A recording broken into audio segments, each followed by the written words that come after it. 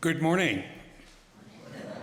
I'm the Reverend Tom Rosiello, minister of this congregation, and it is a joy to see so many of you here in person and so many on Zoom.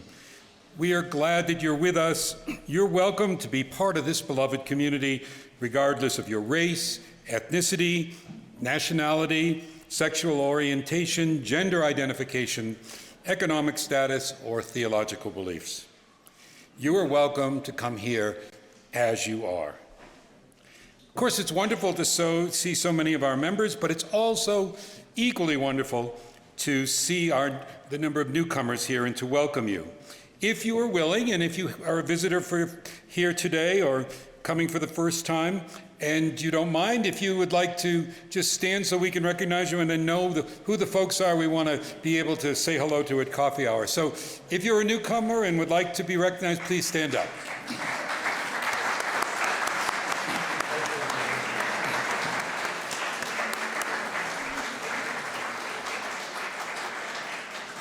And I hope others will take the opportunity to greet them during coffee hour. Each week, a significant portion of our congregation is with us via Zoom, and if it happens that you are attending by Zoom for the first time this morning, please type your name and where you are from into the chat, and we'll welcome you later too.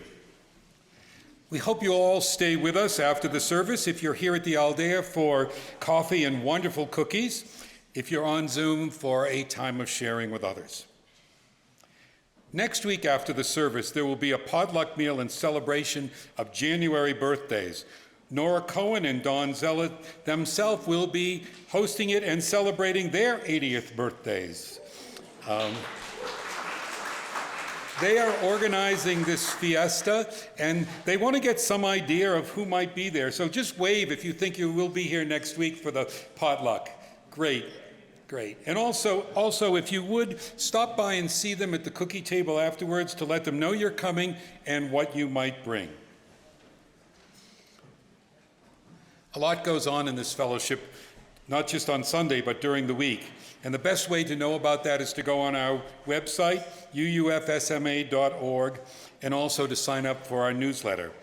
There are fun events, social events, opportunities for learning, especially about Unitarian Universalism, discussion groups, and spiritual practice. And keep your eyes open for a 3-session introduction to Unitarian Universalism that I will be teaching quite soon.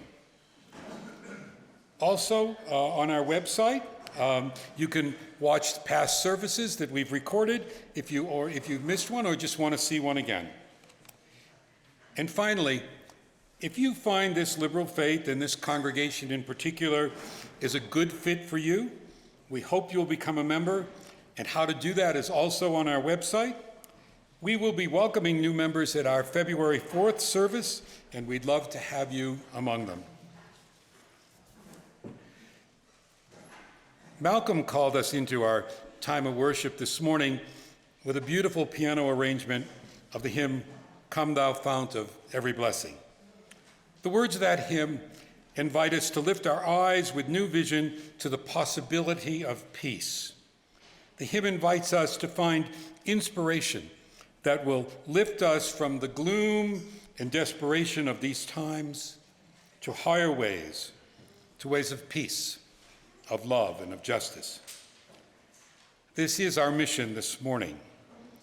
In these overwhelming times of war and violence and hate, we look for the inspiration of religion, of poetry, of music, to widen our vision and inspire our living in ways where we can find peace and promote peace. Last Monday, January 1st, Catholic churches around the world observed the Feast of the World Day of Peace. The practice began in 1967 in the hope that through this Catholic observance, others could come together with people of all nationalities, all cultures and religions to work side by side for peace. And that's where we take the inspiration for our service today. Yet here we are, in a world plagued by war and hate and violence. And truth be told, many of those wars are fought and much of that hate is advanced in the name of religious beliefs. So many wars and hate campaigns throughout history were fought in the name of religions. It's a harsh irony that religions, all of which abound with teachings of peace, even centering peace as a primary message, have been distorted to justify war and hate. So perhaps it's tempting to say religion is the cause of wars, or therefore that the answer is to reject religion altogether, or for that matter, any teachings about peace is naive and useless. Perhaps even worse, as we witness day after day the horror of the war in the Middle East and the Ukraine, not to mention the other many wars still being fought in dozens of countries, the senseless gun violence, the constant manifestations of hate towards people of color, towards Jews, towards Muslims, and towards the LGBT community, we just turn away because we are exhausted with what psychologists now call empathetic distress. Closing our eyes because we have a sense there's nothing we can do to experience peace or to promote peace. But this morning, rather than dismiss the messages of peace from so many traditions, we will re-engage with them, and in doing so, taking in their words anew, listening to the universality in their message. Holding our hearts open, we invite something within us this morning, something that changes us to experience inner peace and perhaps enables us to bring something of peace to others. We're invited to think about the possibility of peace in the world rather than focus on the inevitability of war and violence. Today's service will not be in its regular form with a single sermon on the topic, and it may be just a bit longer, but instead there are 12 folks, 12 individuals who will share messages of peace from a variety of sources, from religions, from poets, from children, from wise sages, and from those who've served in the military. We've included everyone who wanted to participate because we didn't want to leave any of that out, especially the voices of children. You know, it's children who are so often pay the price of war, the innocent victims. It is also children who offer us hope for the future. Their voices for peace remind us of our duty to make a better world for them. Today, two of our youth are going to come forward now, Jerome and Sebastian, and they're going to read words both in English and in Spanish that are written by children.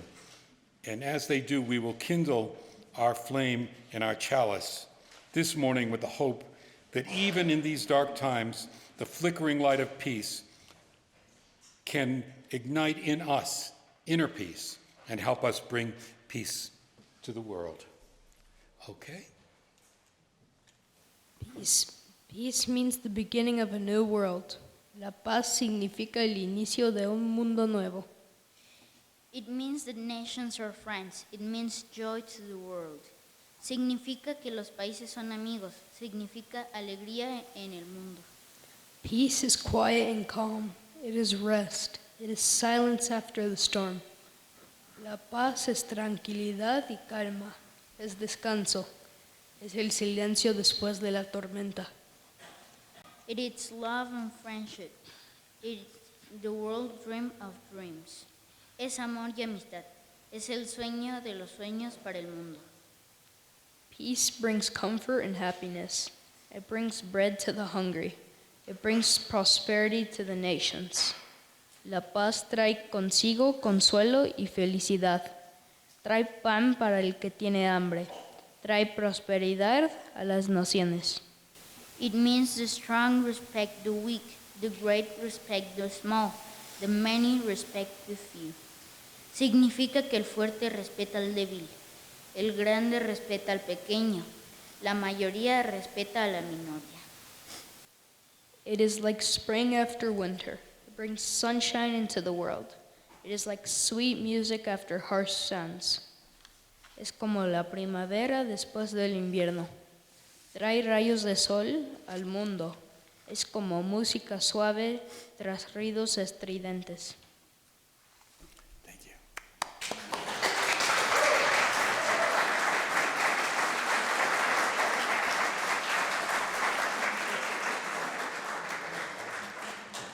invite you all now to rise in body or spirit to join in the singing a song that was written for children for an International Children's Festival in 1955 and has become the song associated with the children seeking peace all over the world.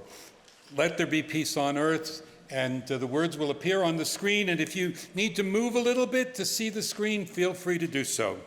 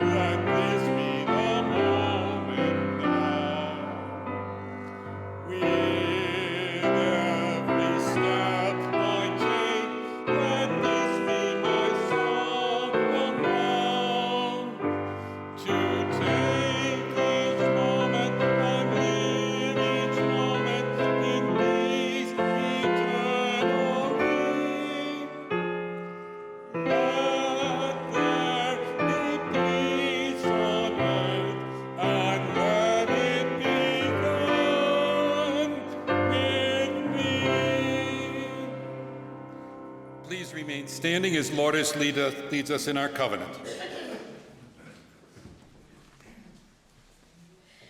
We respect the interdependent web of life and work for a just and peaceful world. We encourage the search for truth and meaning, strive for compassion in our relationships, and seek values that will benefit our lives and the lives of others. This is our covenant. Respetamos todos los estilos de vida dentro de su red interdependiente y trabajamos por un mundo justo y pacífico. Alentamos la búsqueda de la verdad y la comprensión total.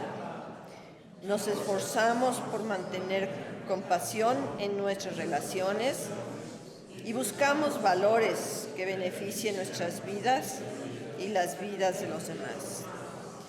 Este es nuestro convenio.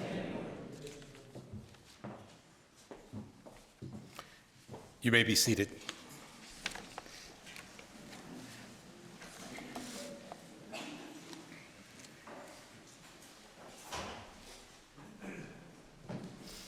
We now enter into a very sacred time in our service when we share the joys, sorrows, and concerns of our members with the greater community here. In doing so, we remember that this beloved community is here for you in good times and in bad. And should you have a joy, sorrow, or concern, if you'd like shared in an upcoming service, please either email it to me or fill out a card as you come into the service that week. And if you are on Zoom and would like to share today, you may type a joy, sorrow, or concern into the chat now. And would someone like to light for me this morning? Hi, Chris. Thank you. Our first is a joy, a happy birthday joy, slightly belated to Ron Lennox, whose birthday was yesterday.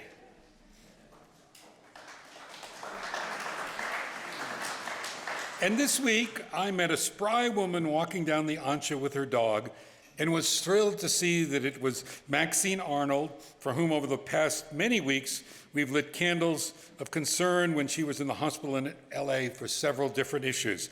So it's great to see you doing well and back in San Miguel.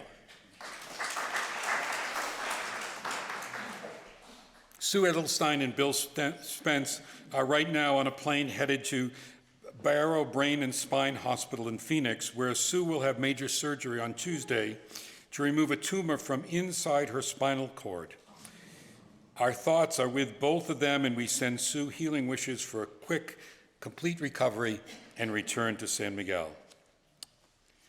We light a candle for Jennifer Young Hall, who is at home recuperating from a foot injury at the moment with 24-hour nursing care.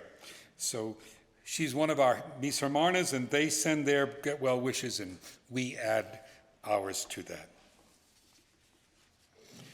Once again, we light a candle for the Ukraine, the war fought there, and for all those people who have suffered as a result of that war, and a candle for those suffering from war in the Middle East, and a third candle for all those who are victims of war, violence, and hate in the world.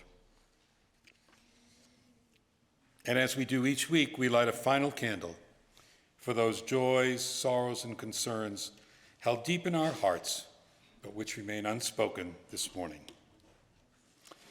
We hold so much that it can be hard to find inner peace. So I invite you to take a breath and let go, even for a moment, and take a brief journey in your mind, guided by the poem that Leslie will now share.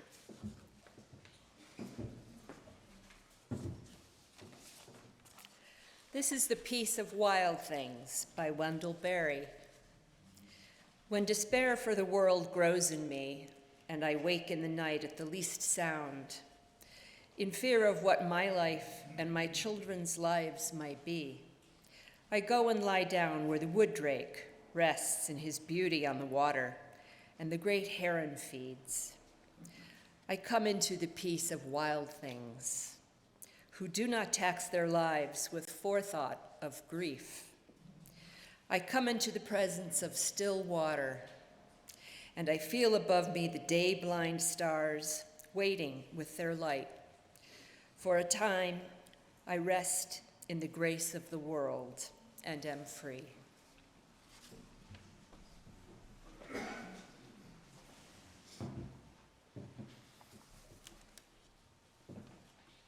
And now, as we do each week, we invite you, if you wish, to come forward and light a candle and witness silently to whatever is in your heart this morning. Perhaps a candle of gratitude for some good news or blessing you've received. Perhaps a candle of strength if this is a time when you're meeting challenges. Perhaps a candle of concern for another person, or a candle of concern for our troubled world. Perhaps, especially in this service today, a candle that is a prayer for peace.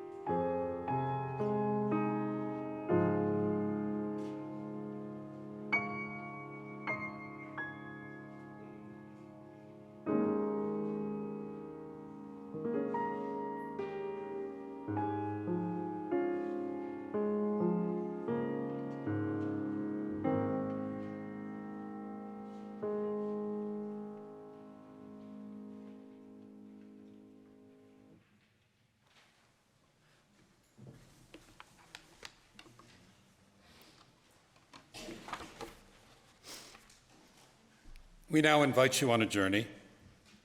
Through many religions, many traditions, we invite you to join in reading and singing and spiritual practice and attentive listening to words of peace that come from all over the world, from ancient times and contemporary times, from people very different from one another, from wise old men and from children, from those who've served in the military to those who've spent their life in contemplation. We invite you to open your hearts and your minds to take it all in and allow these encounters to lead you to new understandings of inner peace and renewed commitment to a path of peace for the world.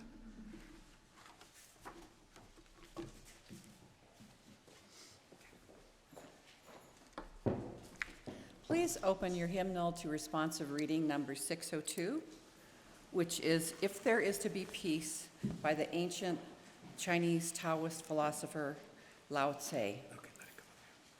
Okay, I'll read the first line and then please read the response. If there is to be peace in the world, there must be peace in the nations. If there is to be peace in the nations, there must be peace in the cities. If there is to be peace in the cities, there must be peace between neighbors. If there is to be peace between neighbors, there must be peace in the home. If there is to be peace in the home, there must be peace in the heart.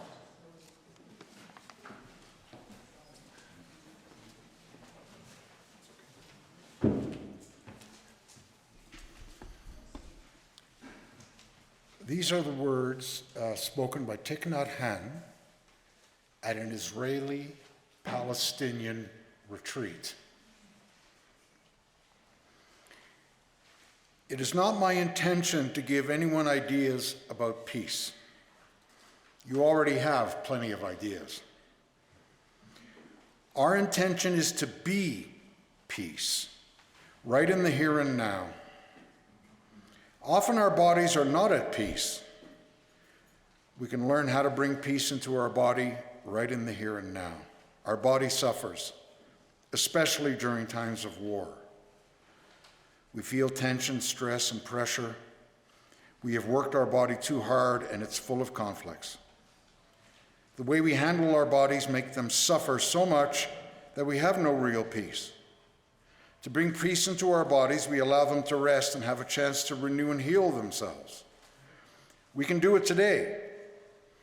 Even after 1 or 2 hours, we'll feel much better.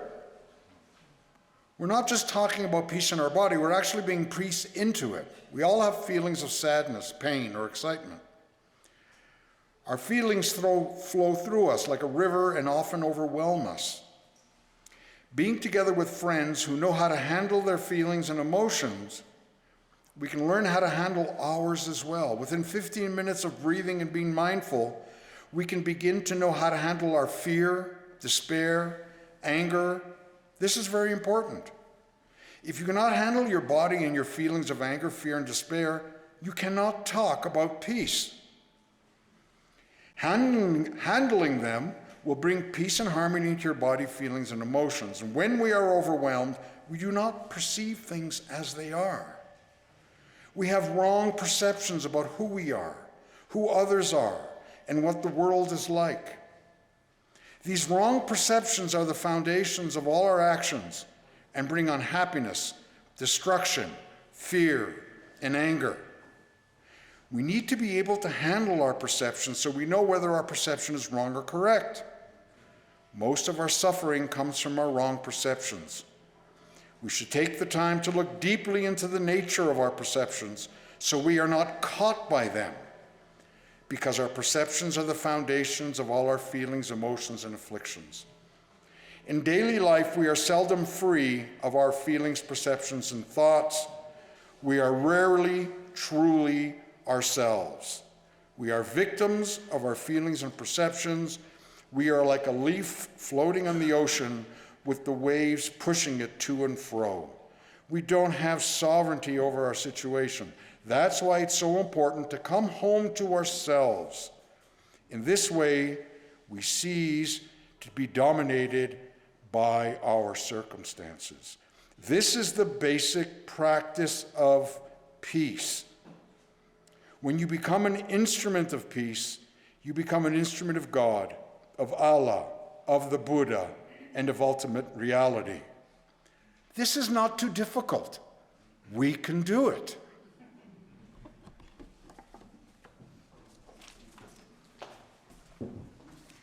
Please open your hymnal to responsive reading 577. It is possible to live in peace.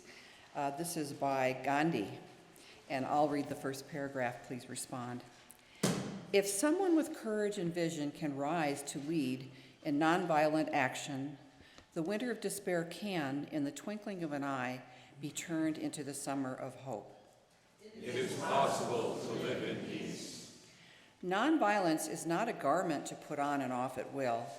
Its seat is in the heart, and it must be an inseparable part of our being. It is possible to live in peace.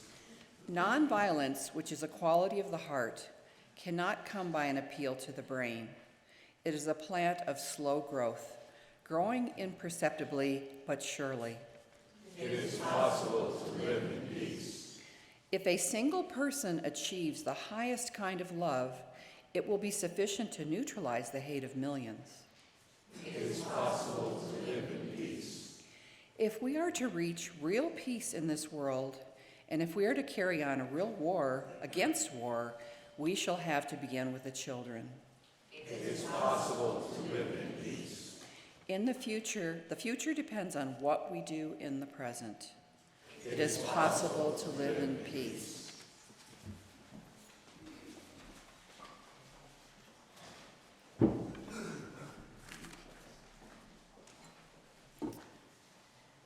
Yes, it is possible to live in peace.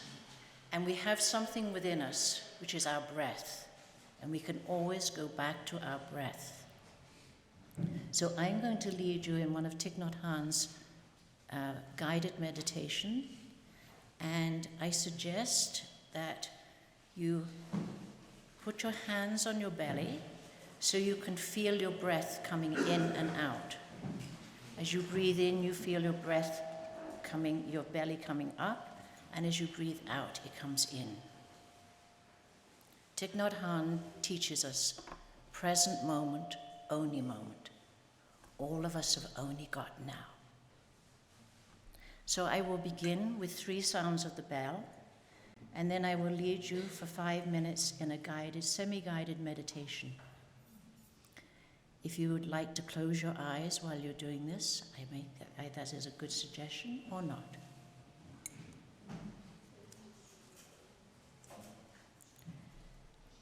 Listen, listen to the wonderful sound of this bell, bringing us back to our true home, the present moment.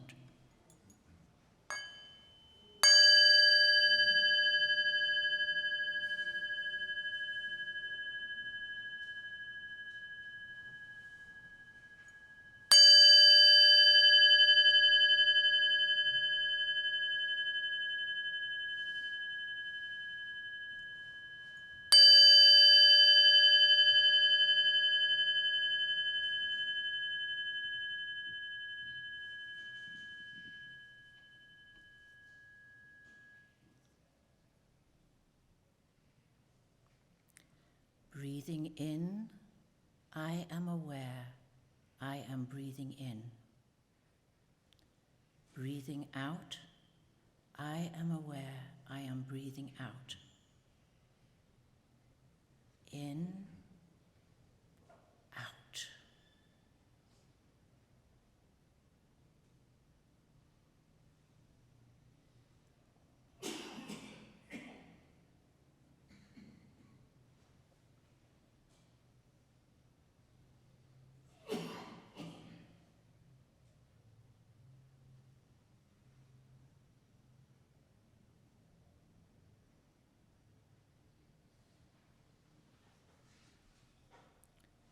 Breathing in, my breath goes deeper.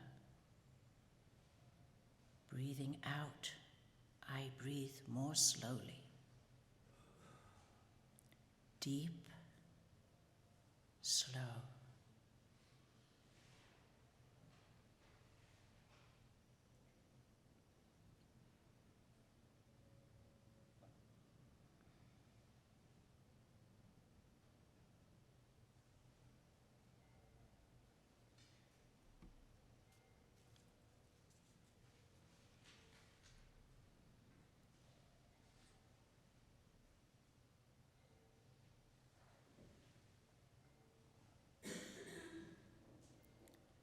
Breathing in, I calm my mind.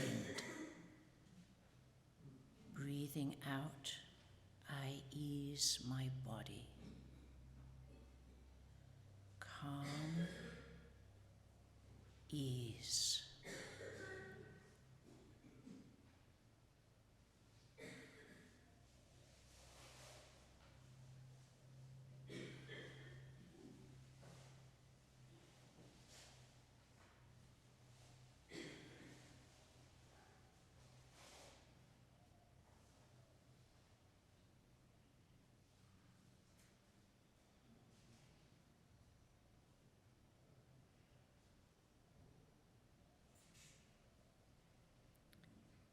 Breathing in, I smile. Breathing out, I release all thoughts and emotions.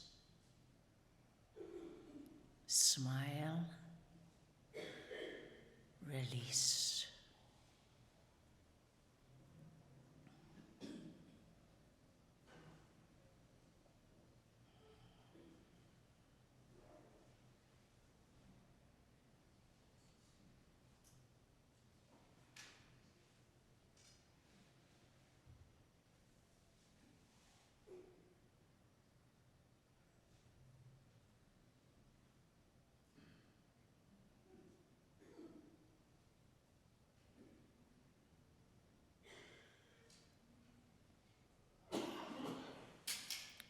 Breathing in, I know this is the present moment.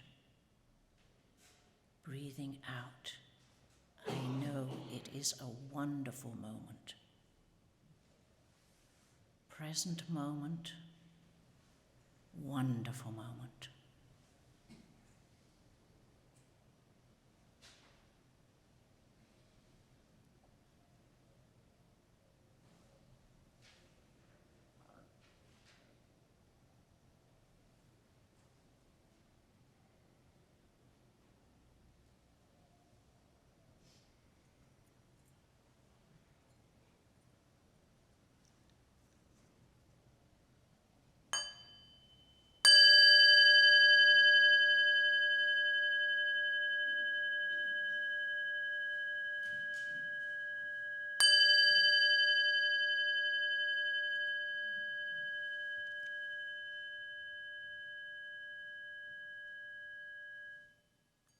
May peace be with all of you, and may there be peace in the world.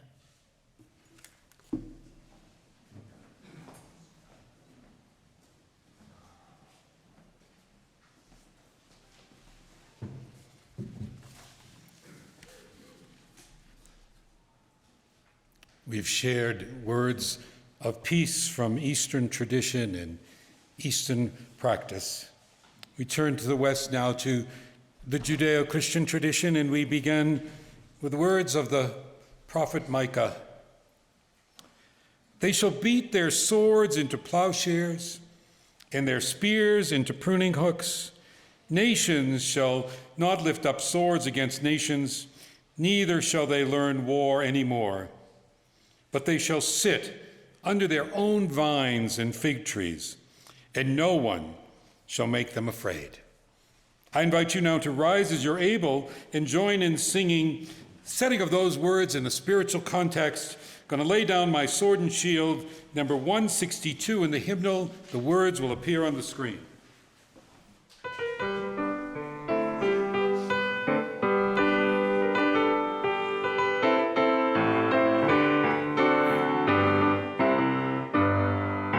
Gonna lay down my sword and shield down by the riverside, down by the riverside.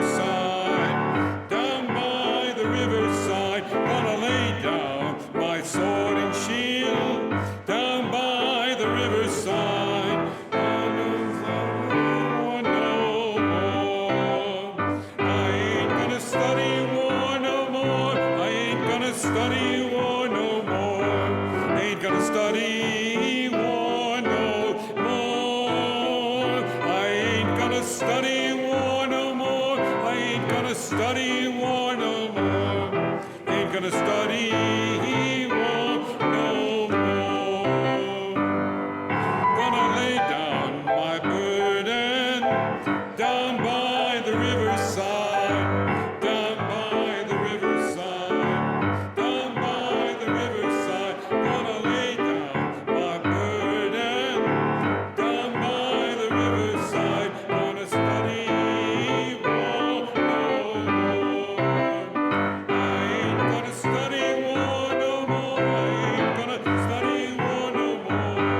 Ain't gonna study war no more. I ain't gonna study war no more. Ain't gonna study war no more. Ain't gonna study war no more. Gonna shake hands around the world, everywhere I roam, everywhere I roam, everywhere I roam. Gonna shake hands around the world, everywhere I roam. Gonna study war no more. I ain't gonna study war no more. I ain't gonna study war no more. Study war no more. I ain't gonna study war no more. I ain't gonna study war no more. I ain't gonna study war no more. Please be seated.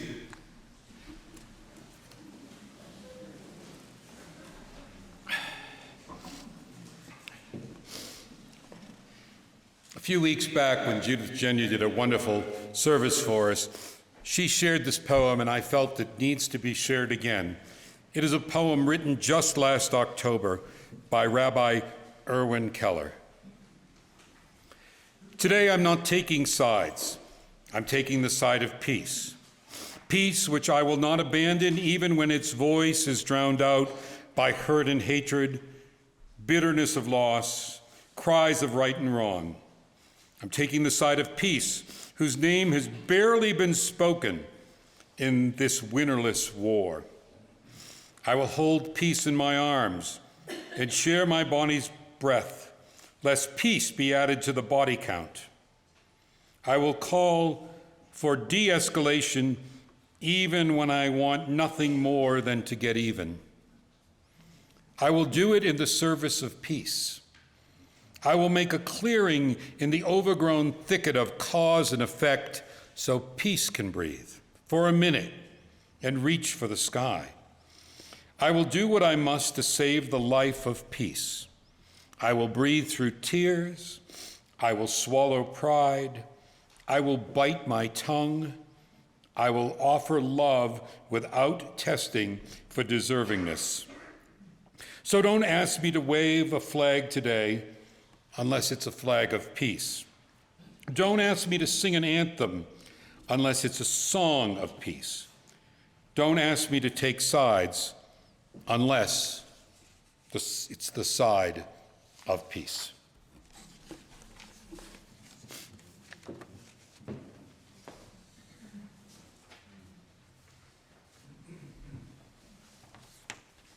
Dietrich Bonhoeffer, young, articulate German theologian, pacifist, church critic, hung by Adolf Hitler's personal order 3 weeks before his own suicide. Christianity stands or falls with its revolutionary protest against violence, arbitrariness and pride of power, and with its plea for the weak. Christians are doing far too little to make these points clear than too much. Christendom adjusts itself far too easily to the worship of power. Christians should give more offense, shock the world far more than they are doing now. Christians should take a stronger stand in favor of the weak rather than considering the possible right of power.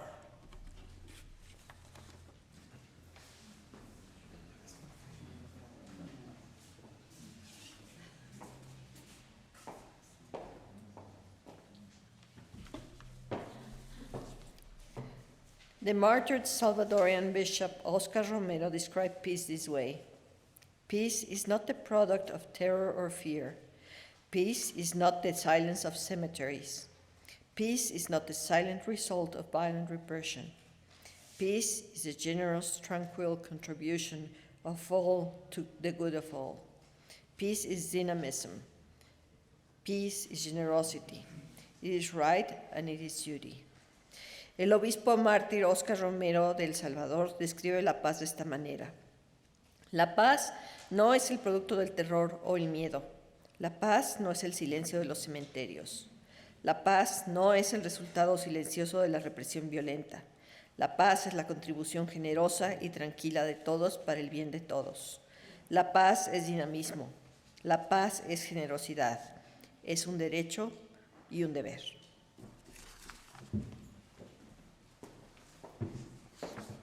I invite you now to open your hymnals to number 388. You can remain seated. Dona nobis pacem. We're going to sing it all through once with Malcolm and I leading you just a cappella so we can hear our voices in songs of peace. And then we will do it as a round. And this side will start with me, and then when Malcolm will bring that side in. We need a microphone here. Okay.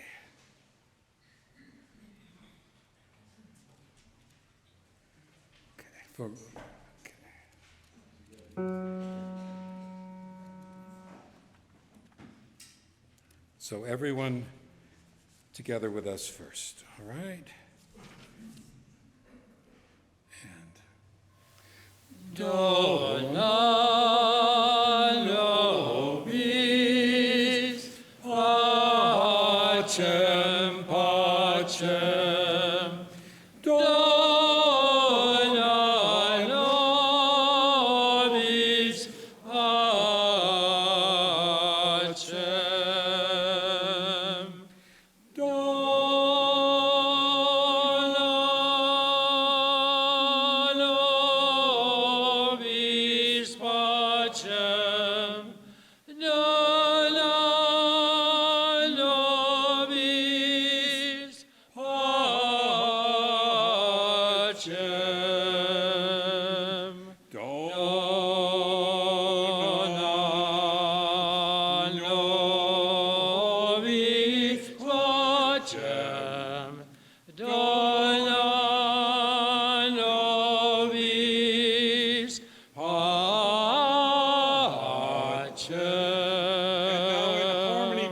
This side starting with me.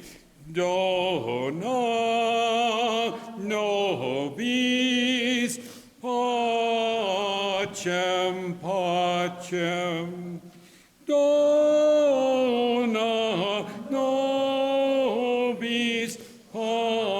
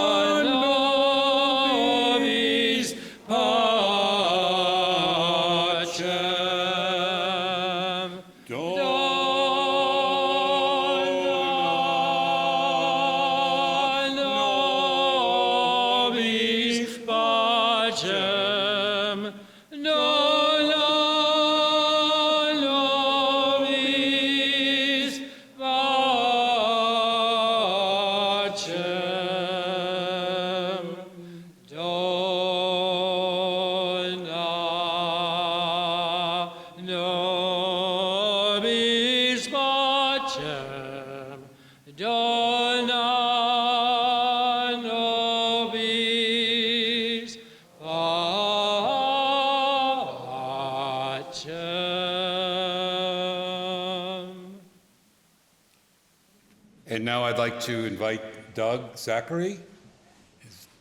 Is Doug? Here he is, to share with us from his experience.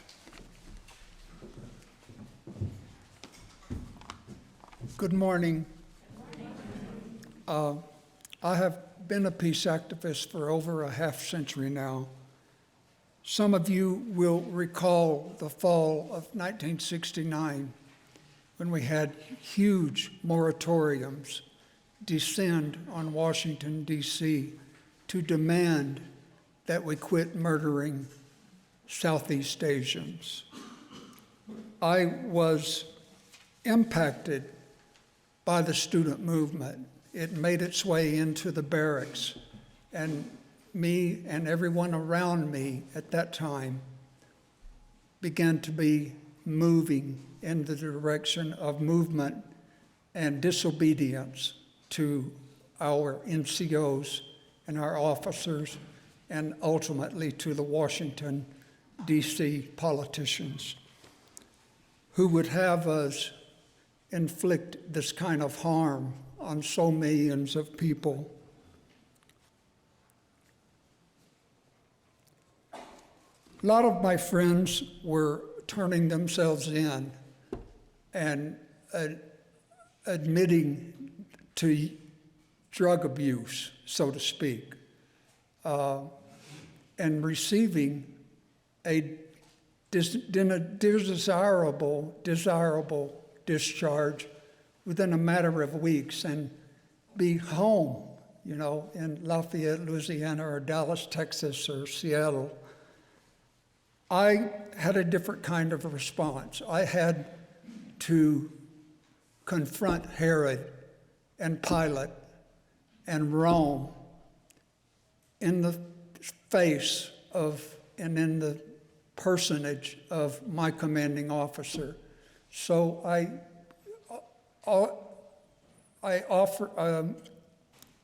asked for an audience with my CO, and I told him, this is an illegal and immoral war, and it's perpetuated in contradiction to everything I have ever learned from the Christian tradition, and I can't participate anymore. Now, you do what you will, but I'm done. And he turned to me and said, well, there's a lot of us who are career Marines who have come to that same similar conclusions about the war against Vietnamese. And so what I want you to do is to go back to the barracks and allow me to look into the possibilities of getting you a discharge as a conscientious objector. And it took several months of being under house arrest before finally, in the May of 1970, during the month of the Kent State massacres, I received an honorable discharge from the Marine Corps on the base of moral grounds, conscientious objection. I was no longer welcome at the homecoming of the Christian orphanage I had been brought up in, which was McCarthyist. It was about worship of Rome and not anything like first century Jewish thought per Jesus, the man Jesus that we're told to adore. So throughout my years in college studying international politics and theory, I continued to be involved in the peace movement in the form of Vietnam veterans against the war, and then later Veterans for Peace, which was organized in 1985. We were dedicated to ending the use of war as an instrument of foreign policy. Our projects have included sending peace delegations to areas such as conflict. We've recently sent representatives to Egypt to witness the difficulties of Palestinians to trying to get to safer areas. In the United States, we have presented to junior high and high school students to offer them alternatives to the military so that they can't be seduced as 18-year-old children into an organization that will be contrary to their hearts if they will listen to their hearts. In 1996, our VFP chapter was invited to join others, activists across the United States, to join others in the Chiapas jungle in Mexico. A call had gone out to the people of the world for concerned volunteers to stand shoulder to shoulder with the Zapatista Solidarity movement and face up to the Mexican and Wall Street armies. After years of work in the peace movement, I have come to see that the use of military strength as the ultimate example of traditional male dominance and coercion. It has to start within our hearts, as others have said here, and in all of your hearts. And I feel so blessed to be with you. And I have just this last week joined the UU after many years of considering that I might do that.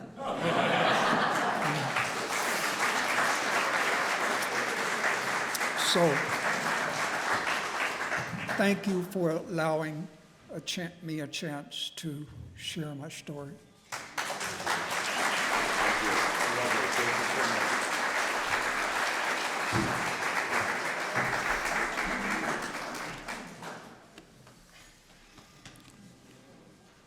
Every Thursday night, since the beginning of the war in Iraq, a group of Unitarian Universalists at the church where I am minister emeritus stand in front of the church with signs calling for the end to war. Snow, rain, they're there for the traffic, rush hour traffic, to see them. Some blow their horns, some do other things. And some would call it foolish liberals wasting their time. What could a few people with signs possibly do to make peace in the world more likely? A cynic would say nothing, but an optimist might say possibly a great deal. As people of this liberal faith, we're called to hold on to hope that peace is possible and that what we each do, how we live our lives, matters. We as a faith tradition have a long history of standing for peace and advocating for peace. And Bill will now share just a small piece of that history.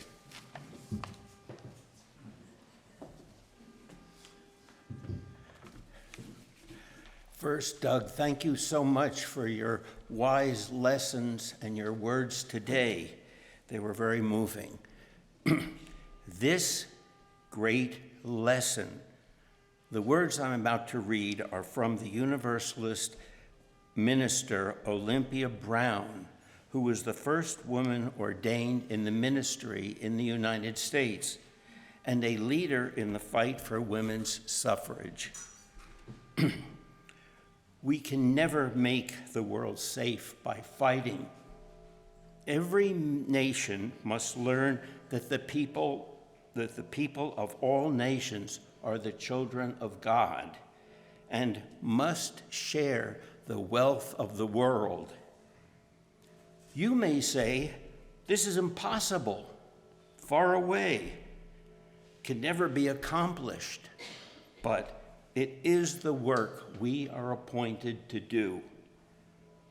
Sometime, somehow, somewhere, we must ever teach this great lesson.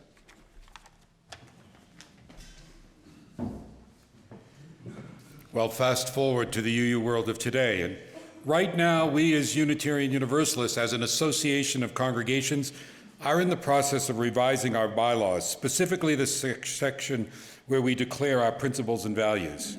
Many of you have seen the diagram representing this process that centers love with other values as petals spinning off from that center. Well, I'm very proud to say that the board of this congregation joined with others in a resolution that will name peace as one of the primary values that come from that central idea of love. In our own covenant, we commit each week to strive for a just and peaceful world. As a congregation and a faith tradition, we are committed to peace.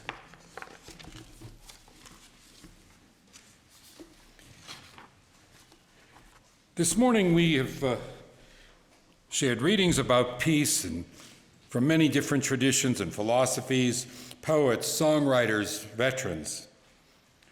The faith tradition that you have not heard from this morning is Islam. Because the way Islam has been implicated in recent wars and violence, it is particularly important that we include the teachings of peace of Islam. I'm no Islamic scholar, but the word Islam and the word salam come from the same root. Salam means peace. And it is one of the names of God in Islam is peace.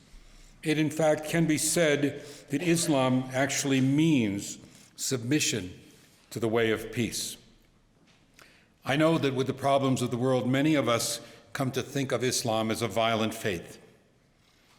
It has been distorted to some, used to justify war, just like the Crusades were justified in the Christian tradition of the Middle Ages. But at its core, it is about fostering salam, peace. It's said in the Quran that Allah invites one to the house of peace and is the guide on the path. The Muslim poet Rumi once said, "Yesterday I was clever, so I wanted to change the world. Today I'm wise, so I'm changing myself." I think that takes us to the first big thread that runs through what we've heard today. At the core of all the teachings about peace is the idea that peace must start within each of us. We must approach peace by changing ourselves and not by setting out first to change the world. The idea is that we build peace in an outward expanding circle that begins in the center with individual transformation. The cultivation of inward peace is not just some nice relaxation technique. It is the center or prerequisite to be an instrument of peace, a builder of peace in the community and in the world. And then there's this, that brings us to the second thread. We are builders of peace. Peace is not a given. It is a goal that requires constant work and commitment. Peace is so hard because so many things get in the way. Justice, fairness, nationalism, pride, revenge, fear. Peace has to be grown in us over time, and that is why reaching children with a message of peace is so very important. World peace must start with teaching children peace. Also, what comes through these many readings is that peace is more than the absence of war. It is a positive force, a manifestation of love, animated as kindness, compassion, and understanding, mercy, and profound understanding that one's ways or beliefs are not superior to another and can coexist with those others. Finally, I believe in my heart that ordinary people all over the world truly don't want war and truly do yearn for peace. If that's true, as the prophets in so many faiths have proclaimed, true peace on earth is possible. But the lessons of history teach us that that yearning can be repressed by selfish ambition, by hatred, by fear, by power, by ignorance. What all these traditions tell us is that we cannot let that basic primary yearning for peace remain hidden or overpowered by other forces. We have to wage peace as strongly as people now wage war. We have to find our own peace, and we have to actively, dynamically, and regularly do things that tell the world that we are a people who want peace. Each of us must make a contribution to the peace of the world.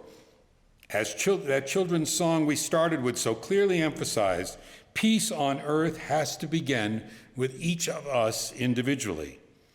At the heart of peace has to be an understanding that in spite of all the wars, the hate, the violence, the desire for peace is universal, and we must let go of the idea that one nation, one people, are more or less worthy, that one nation is more just, more important, more sacred. We must recognize that those on the other side of conflicts, those whom we probably brand as less than, have hopes and dreams as true and high as our own. This is the key to world community and the key to peace. And this must be our song, and I hope you will join in it. It's hymn number 159 in the gray hymnal. The words will appear on the screen as well.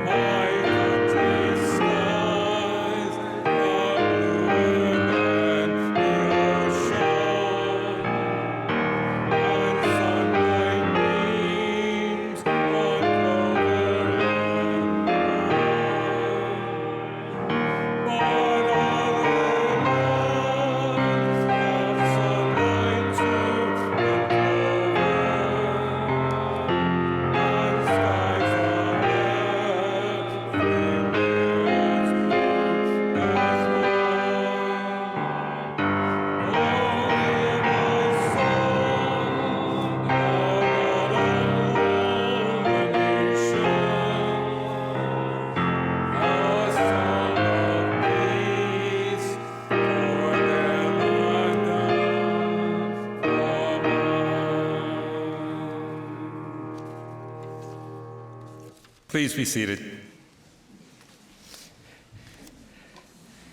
It is my joy to share the news that our pledge campaign has been very successful. And I want to thank Robin Loving, the chair of the pledge team, and the other members. Ann Geyer, Jurgen, Ahlers, Bill Dalsimer, our president, Alan Zeesman, and the members of the board that have worked so hard in contacting people and help us to come to this point. And I also want to thank our staff, Deanna Amaya for keeping track of the pledges, and Iván Méndez for preparing the publicity and all the materials. And of course, we're so grateful to all who have generously pledged to our fellowship. So many of you significantly raising your pledge from past years. Thank you. If you've yet to pledge, doing so this week could help us have the best possible numbers available for our upcoming budget meeting. We still need your help, but what is very clear is that with the generous pledges received and the sound budget practices our board is using, we will reach our income goal set in that aspirational budget presented at the last meeting.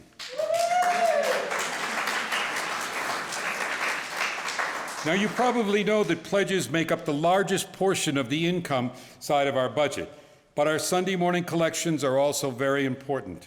In fact, this last year, I just learned that our weekly collections topped $21,000 US.